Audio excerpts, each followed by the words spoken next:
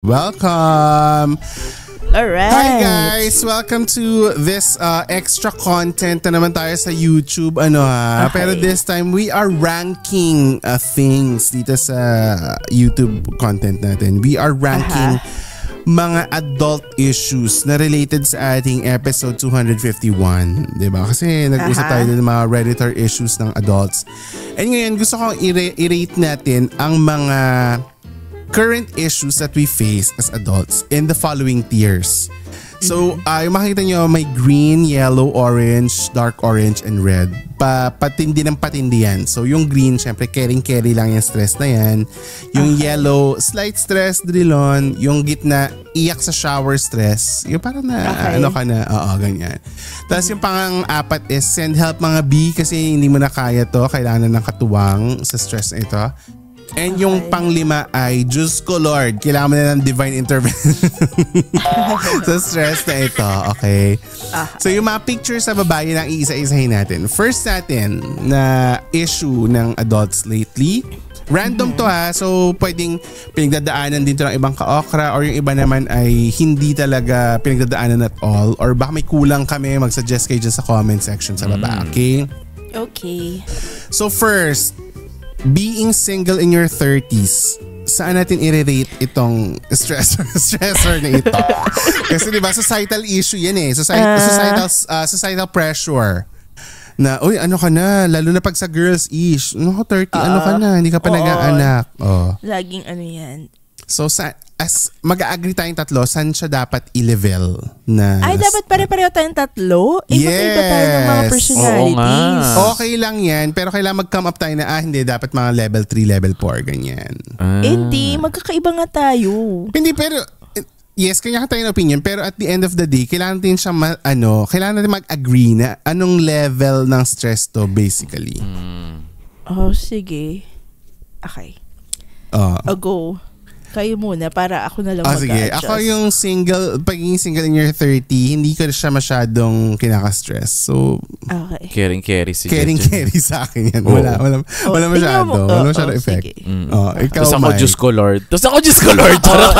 Diba? Sabi ko sa'yo, kaya nga paano.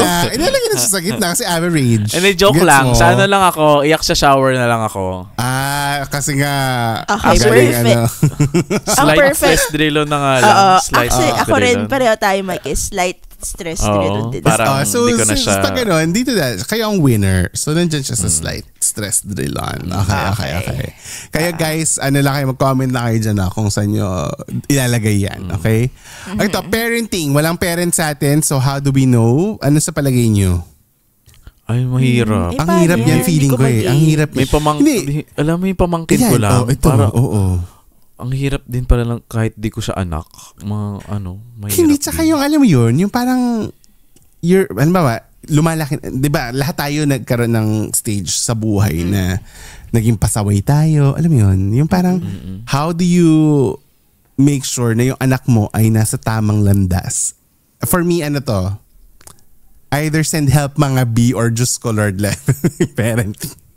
Kailangan ng divine intervention. Ako, for me yun yung ko. Siguro send help mga B kasi hindi ko siya kaya mag-isa. Ganun. Sa bagay. Kaya saludo sa mga single parents, di ba? Kasi ang galing nila. Ikaw, Ish, ano sa'yo? Parang nandun ako sa iyak sa shower eh. Kasi hindi ko ma-qualify yung feelings ko dahil wala pa akong experience. Correct. Pero saan tayo nag-agree? Send help, no? I feel send help mga abi. Tama yung point ni Mike na parang yung parenting design siya to be like sana dalawa kayo, ideally. Correct. Diba? Pero hindi nga yun ang usual na nangyayari. Okay. Ito, family issues. Either away sa pamilya, hiwa-hiwalay, or falling out. Saan natin ika-categorize yan? Ako sa slight stress drillon ko siya. Totoo? Ako naman, iyak sa shower naman. Ako din. So, iyak sa medyo shower din ganun ako din. dyan. Medyo Sige, ganun okay. din. So, ang family issues nandito sa iyak sa shower. Diyan natin ilalagay. Kasi gitna. Pero tama si Isha, iba-iba kasi yung levels ng, iba-iba yung tolerance natin sa stress, di ba? Sa emotions. Iba-iba yung emotional quotient ng bawat isa. At iba-ibang level din yung gravity ng problema ng pamilya, di ba? Halimbawa, naghiwalay yung parents nyo. Siyempre, ibang level din yun sa ibang tao, di ba? So, or kung depende. DDS yung relatives nyo, Diyos ko Lord na talaga yun. Divine diba? intervention ang kailangan dun, be. Pag by 2025, DDS ka pa rin, hindi ko na alam talaga. Diba? Okay, ito, yung pag-iisip about your future. Gaano ka stressful for you ang pagiging... Ako slight stress drill ako dyan. Ako iyak sa shower ako dyan. Ako din, slight stress drill on. Kasi for me, it's something na hindi ko makakontrol. Yung parang wala pa ako dun eh. So, I'd rather not stress about it too much. So, do we agree na dito siya sa slight stress? Drill na lang. Okay, perfect. Okay. Ito, Mike, jowa problems. Nag-break, nag-cheat, falling out of love. Saan yan? Caring. Wow! I love it! I love it! Ibang-iba ka na talaga ngayon. Kung tinanong natin siya ng mga 3-4 months ago, feeling ko just Hindi, yung tinanong niya ako 3 mga a year ago, iyak sa showers, handle mga videos ko, Lord. Ang dami. Pero ngayon, caring. Kayang-kaya. Ikaw, Ish, jowa problems. Saan siya? Feeling ko, knowing myself, iyak sa shower if ever may hindi kami okay ng magiging kasama ko. Feeling ko iyak sa shower ako. Masistress pa rin ako technically. So feeling ko ako somewhere in the middle. So ako nasa slight stress lang. Okay. Yung parang hindi mo maiiwasan na 'di ba? Parang pag lalo na pag 100% committed ka dun sa relationship, 'di ba? Tsaka I'm gonna lie if sinabi kong hindi ako mababad, hindi ako masistress if magkaaway kami ng joke. Correct. So meron pa ring effect. Pa din yung Mike kasi naka-move on kaya caring. Kaya ko nga mag-jangnan ngayon eh. Caring. Tinatawanan na nga lang ni Mike kung nandidiri na nga lang True. sa mga nangyari. Oh my God. Ginawa ko talaga yun. My God.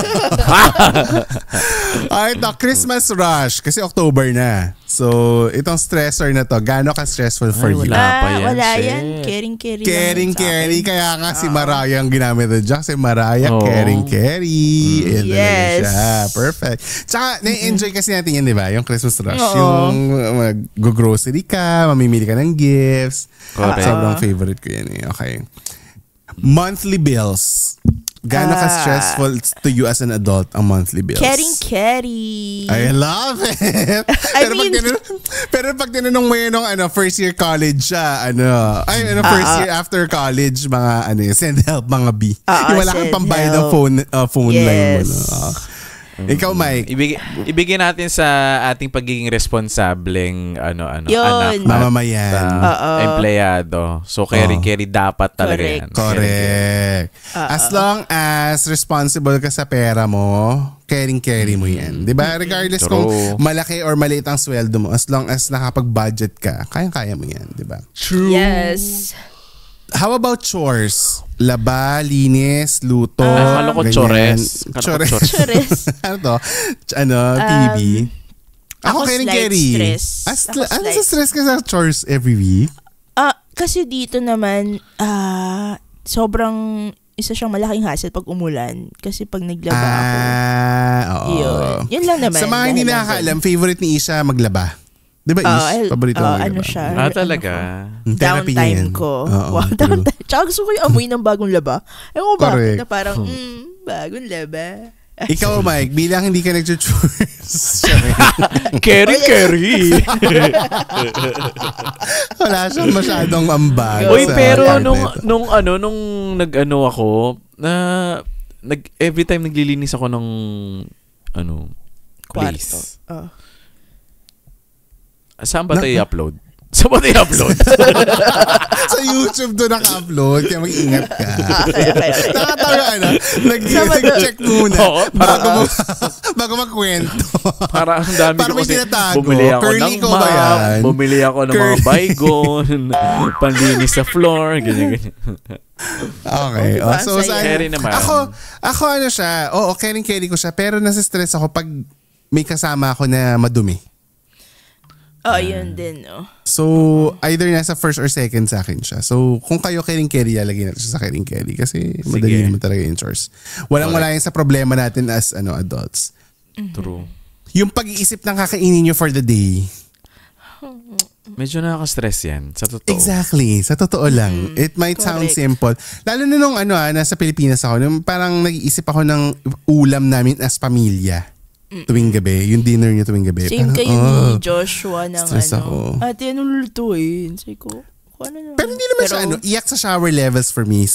Slight stress drill at most. Correct. Sa akin. Yes. Di ba? Yung, slight stress drill. Hindi, tsaka pag yung mag-office mates, saan tayo kakain ng lunch? Di ba? Saan ang lunch out? Di ba? Oo. So, medyo ang hirap. Actually, mahirap yan. Ang hirap mag-decide dyan. Lalo na pag ang sumasagot sa'yo, ang sasabihin lang ay kahit saan, kahit ano. Ay, nakaka-stress. Ayaw ko ako tinanong nyo, mag-samgyup tayo automatiko Jiangnan. Totoo. Ayaw nyo naman. Okay daw, traffic sa Manila. Traffic. Yan, depende sa sitwasyon. If wala akong nahabol na oras, caring. Pero pag may oras, Diyos ko Lord siya for because kailangan ng divine intervention ito talaga sa Pilipinas.